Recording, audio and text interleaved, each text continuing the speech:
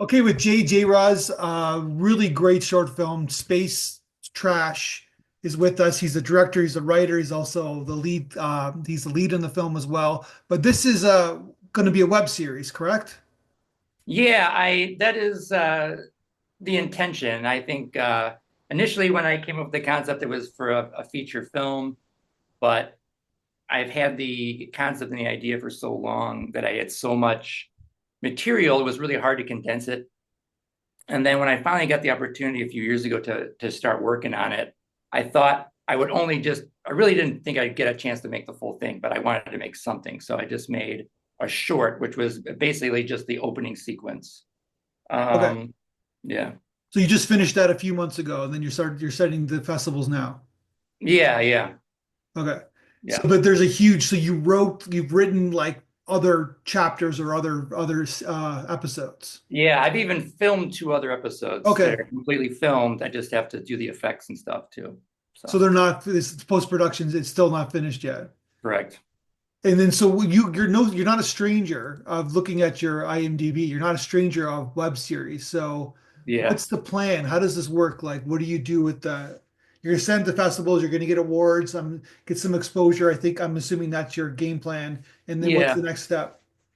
Um, yeah, I'm not sure. I think initially, like I said, I thought I was only going to be able to make that one film. I had like a window of time a few years back and where I was working in a studio. I had the space, I had access to equipment, and I had a few months where I could shoot something, a personal project. And so I decided to do this.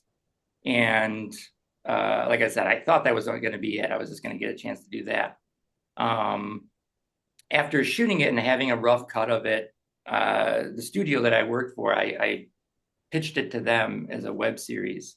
And at the time, they were like, "Yeah, let's talk about it. Let's do it." Yeah. So I developed. I had gotten a crew together, and we shot two other episodes. And we were kind of getting ready to launch a couple years ago, and then unfortunately, um, it was around this time, actually 2 years ago, like a tornado whipped through our area and damaged our studio. And Where's that? Where do you live? our studio at that time was in Lombard, outside of Chicago. There's If a you know that. tornado outside of Chicago? Well, I mean, like the burbs were like a little further out. No, but in Illinois, there was a But in tornado Illinois, that yeah. happened. Okay. Wow. And yeah, that unfortunately put a complete halt on the production. And in that time, like I tried to keep things going for a while, but people had to move on to other projects, things had to happen. Unfortunately, most of the sets, most of the stuff all got damaged and had to junk most of it. I only have one small set left that I have saved. Uh, yeah, I don't know. At this point now, I'm just like, well, if I can get these other two episodes at least finished, maybe drum up enough interest and then find some backing to kind of help me Yeah. produce the rest of the series. That's kind of freaky that that happened.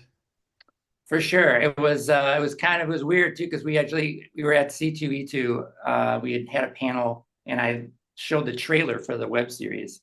And at the panel, and everybody was like really excited about it. And while that was happening, this tornado was like ripping through our studio. We were unknown to us. And the next morning found out that yeah, it hit and damaged our studio, and that was kind of, that was it, man. That was kind of like at first, not at first, it was kind of like, oh, okay, well, we can bounce back from this, and and I'll keep things rolling and stuff. But Mm. yeah, unfortunately, it took so long to get the repairs to the studio and everything. All of our stuff had to go in storage, and then anything that actually wasn't damaged, I wound up having to get rid of because I just didn't have the room to store it anymore. So. Okay, so let's talk about this film. So Mhm. really, you got some special effects, obviously with space, but really the main location is this spaceship, I guess, right? And the robot and all the art direction. Nice art direction, by the way. Thank you. It looks so real, but where did you where did you end up shooting it? So yeah, I worked in a studio in Lombard, and like I said, I had the opportunity. I've been working as a production designer and art Okay. director. Oh, that all right. So this is your forte, I guess, right? Yeah, Okay. right. And I was, I've been working other people's projects and helping them build stuff and for years. And I had worked on a few of my own projects and stuff like that, but nothing ever to completion really. So I was trying to think of a project that would be fun to do that could showcase my work, not only as a production designer, art director, but also that I could write and direct and act and do all these other things. Mhm. Um, so I was like, well, this is an idea I've had for years. I mean, I wrote this script when I was 18, so it was like, oh, it's almost 30 years old. And it was one of those things that like I already had the script, I already had storyboards that I had done years ago. So I'll just shoot this. And I built all the sets and stuff like that in this studio space. And I designed it so that I mean, like, it wasn't a ton of space. So it was like the corridor in the film and the cockpit are the same structure. I just built stuff on the opposite walls. So the cockpit is the cockpit, and then I take the ceiling off and condense the walls and flip them around, and Okay. now it's a corridor. Um, so I could break things down for the next scene or whatever. So because I only had like 3 or 4 days to actually film. And then we cleared out all that stuff and I built 2 columns that could be in that warehouse kind of Yeah. area and a corner basically of that cube. And then we just filmed it in reverse. We just moved stuff around so that it looked like we were shooting the opposite wall, Gotcha. but it was the same wall. Well, it's very realistic, and so it feels like a spaceship. Let's put it that way. Even the way you're performing, it's like you're not it's not on you're not on the Unstable you're not ground. grounded in Yeah, yeah. on the surface, right? So, which is Yeah. just a very subtle thing, but it's so Mhm. effective, right? So for the realism of the film, Yeah. so you're in every scene, right? Yeah. So how do you direct and act at the same time? um, I mean, it was challenging, and I did feel like that my acting suffered because of it, because I was doing too many things. You know what I mean? I was also doing makeup. I was also like helping set up and everything. I was building the sets literally like some of them I was finishing the night before or the day of. Yeah, Um, you know, so I have a really great director of photography, and her and I met beforehand. We talked about all the shots. I shot some of it in on video, just like previs almost, so that yeah, she knew the shots, and um, then I could just focus on setting up and the direction and stuff like that. Once we got into the other episodes and stuff like that, it became more complicated. But I had a larger crew and stuff like that with me. But um, yeah, for this, it was like when I wrote it, I was like, well, I need somebody to play off of, and I didn't have a lot of time, and I didn't have a lot of people that I could bring in. So the concept of the robot was sort of uh, just built out of that, so I would have something to react to and stuff, but I didn't have to rely on somebody else's time, like an actor, to come in and yeah. you know what I mean?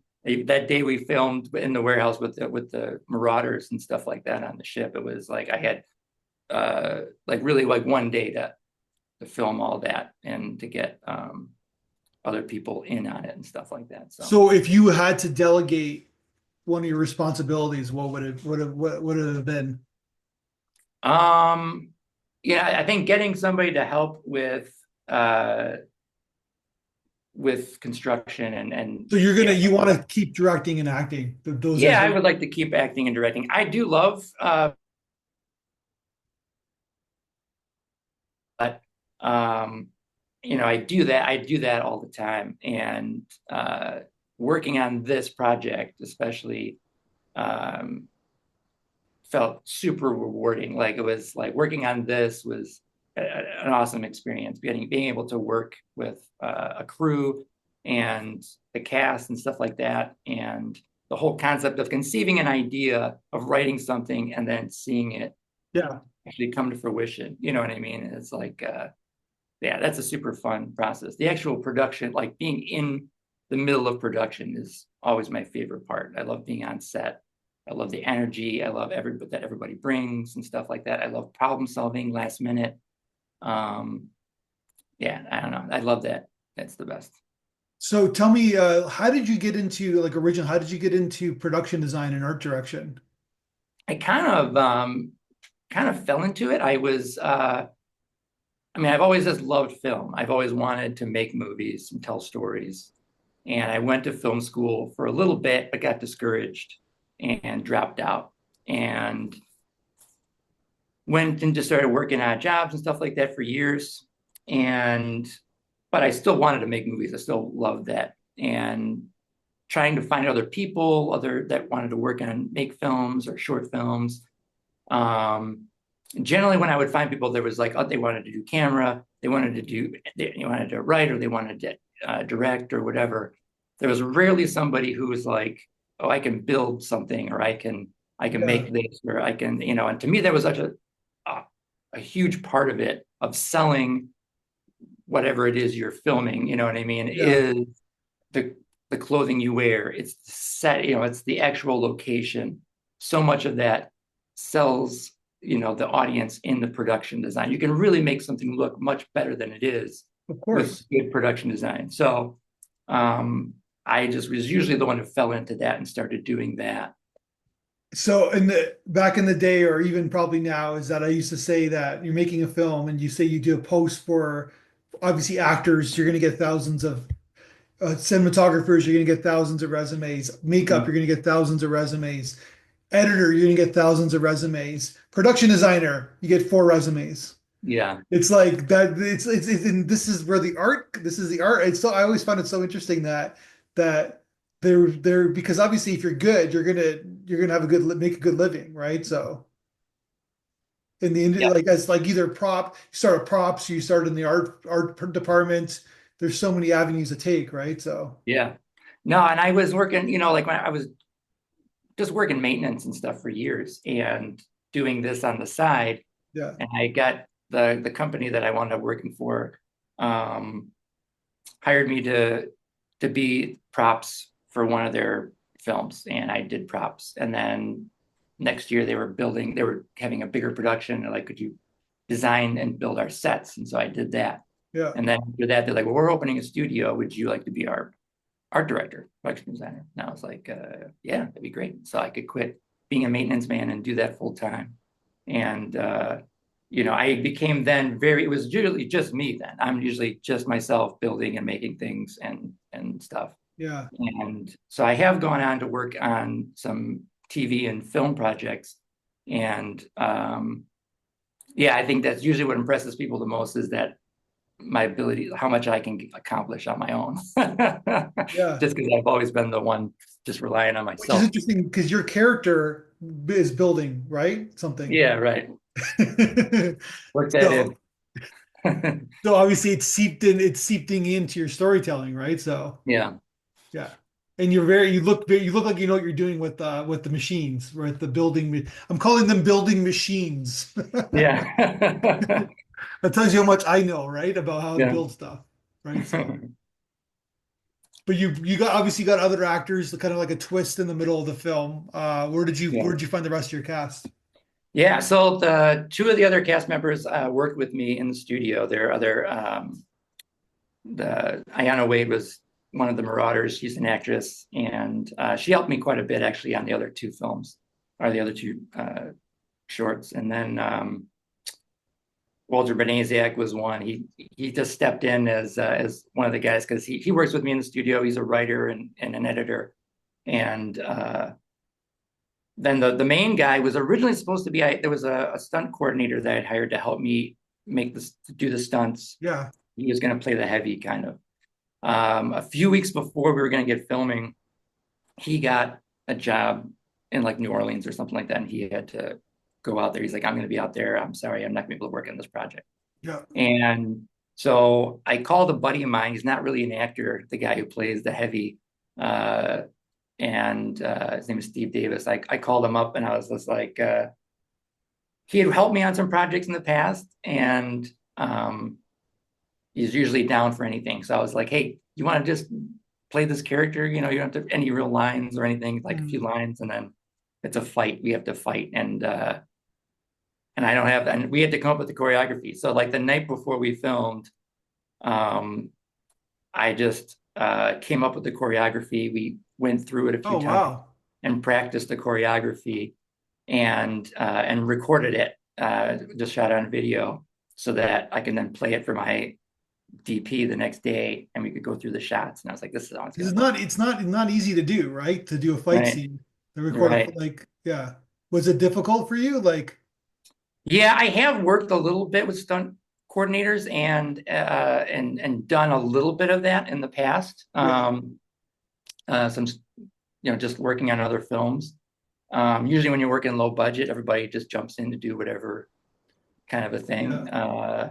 So it was I knew very distinctly in my head how I wanted things to look. But that whole sequence was supposed to be a little bit more elaborate than it was. I knew that working with somebody who was not a professional and was not, like my buddy was like just willing to jump in. yeah. Um, I had to change things a little bit and simplify it a little. So we just kind of condensed it a little bit so that it would work within the confines of what we had. And even like the gag where I hit the button and he falls in the trash compactor is like was a on the set thing. It was supposed to be a totally different demise or whatever to him, and that was all we created that, because I'm like, we gotta wrap this up. We gotta figure out a way how to finish this. And I thought, I'm like, oh, that'll be a funny gag, and it makes sense, and stuff like that with the context of the film. So, So what does he have? Does he have like a nail? Is that a nail gun that your character is using? yeah, it's like a bolt gun or It's a whatever. nod to like Lethal Weapon. Didn't Lethal Weapon they basically Yeah, right. built someone Nailed in a him. nail gun? Yeah, So no, because there's nods to other films, right? We'll yeah, get for to it sure. later on because I want to talk about what films you watch the most times in your life later on. But Yeah, there's your character's got that kind of like 90s kind of like, oh shucks, I gotta yeah, kill this guy kind of attitude, right? So right. Yeah, for sure. I was highly influenced by like the concept and everything. Like I loved really cheesy sci-fi movies from like the early 80s. okay, Um, and uh, when I kind of conceived the idea, it seemed so like the whole concept is so ridiculous, right? About this garbage man collector in space kind yeah. of that I was like, it really works to make it look like a low budget 80s sci-fi. So having miniatures and models and all of that stuff, is all part of it. I wanted it to have that look. So initially, too, like the shot in the beginning is CGI. It's a CGI ship, but I did actually construct and build a model, um, and we shot some of that. But the footage didn't really look right, and I was kind of just getting impatient. I was working with a 3D artist, Yeah, um, and he's like, I can make it look realistic. Send me. I actually did a polycam of the model that I made, and then I took high res pictures and sent it to him. He just reconstructed it. Um, but like that, the hangar and stuff, that opening shot where you see the hangar is a miniature that I built. that's Um, amazing. and we just composited it into that hallway shot when I'm walking down the hallway and the Yeah. doors open. They composited the miniature that I built into that shot. So talk about who built the robot. I built a robot too. Um, yeah, it's all built out of just pieces of junk. Everything was. I mean, it was so low budget. I think the initial cost to make everything and shoot it was like around $800. So you're like it fits to like because if you're a garbage man in space, they're not going to give you sophisticated like Equipment kind of and like stuff. state of the art kind of technology, right? Like Right, right. even the people who pick up the garbage where you live and where I live, whatever. It's not like they're like this is pretty, you know, like low Like tech, let's put like what I'm trying to say is that they're not spending a lot of money for garbage collectors, right? Right, right, right. Yeah. Right. Yeah, So so like the that, so idea it was fits into that the I concept just of your film, right? So what's that? if that kind of style fits in the concept of your film, right? The robot, like he's not like he's been built by some, you know what I mean? It's like Right. it seems like he's been built by a human, right? So Exactly. Like one arm doesn't match the other arm. It looks yeah, like it's yeah, pieced together from parts like, that he's scrapped, you know what I mean? That was the kind of yeah. the concept.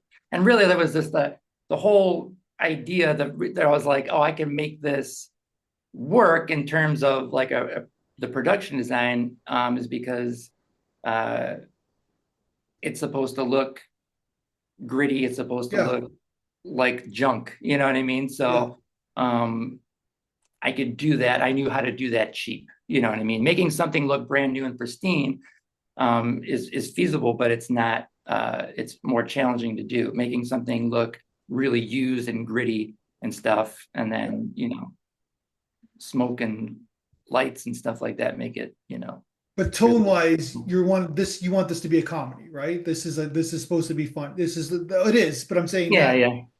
like genre wise, I know it's sci-fi, but basically meaning that you're leading with comedy, I guess, right? Yeah, yeah. It's like, yeah, action comedy. It's Yeah, and I felt like that's what I needed to lean into because it's such a farcical idea, the concept or whatever. It was like to take to take it too seriously it wouldn't play, you know what I mean? It's like it doesn't really work.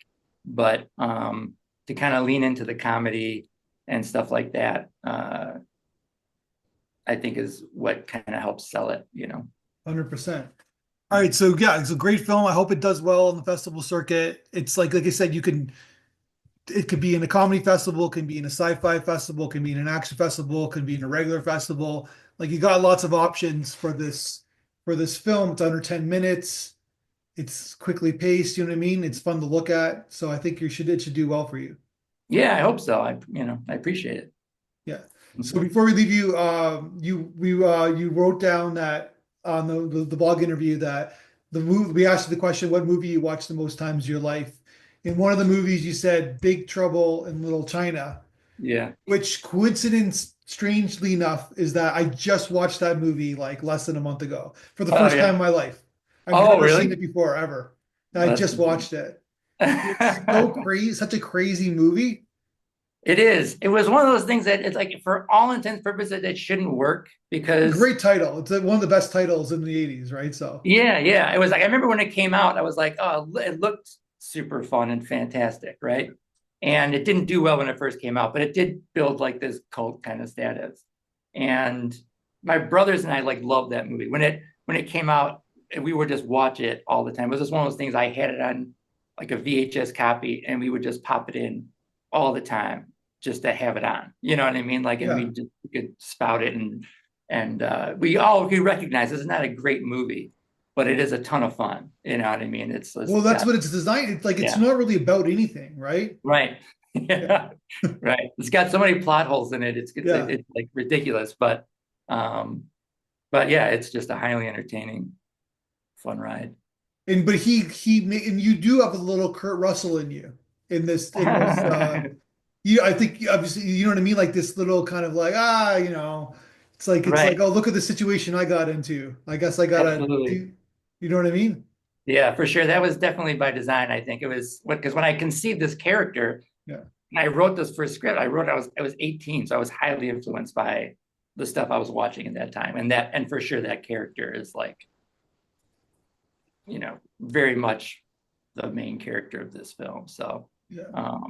maybe a little bit more competent, but still in that same vein, the Kurt Russell character, Jack It's Burton. there's a like ego, arrogance, confidence kind of Yeah, yeah, mixture, right? right, And then like but it's like emotionally it's unrealistic, meaning that like the stuff that your character did in this film, it's like it's gonna affect you, right? And then it's like you get to the you get into right. the cockpit, it's like, oh, I'm just gonna have a beer or whatever, right? Yeah, right, right. This is kind of like it sets up the world. That's what this world is. It's like, oh, that's just that's the day in the life of like a garbage man in space. Yeah. the concept for me was I love the idea of taking a blue collar job Yeah. and then making that for some reason like the most dangerous job in the future. And so it was like when I was writing it, I had read an article about like space junk. I mean, this is almost 30 years ago, but like about the idea that, we might, it's going to be more difficult for rockets and our shuttles to take off without hitting orbital debris. And I was like, wow, man, that concept is really Well, where's cool. it coming from though? What's that? The The space debris? junk. It's stuff, it's all the stuff that we send up for years for, the last, like So it's 50 our years. planet that's ruining, like, not Yeah, only we're we're sending ruining up our all planet, these. we're ruining the Yeah, yeah. space. Yep. There's all these pieces of, I mean, all these satellites and all this stuff that we send up that's irretrievable just kind of hovers around space, kind of falls apart. Little bits and screws and nuts and all these things are just out there.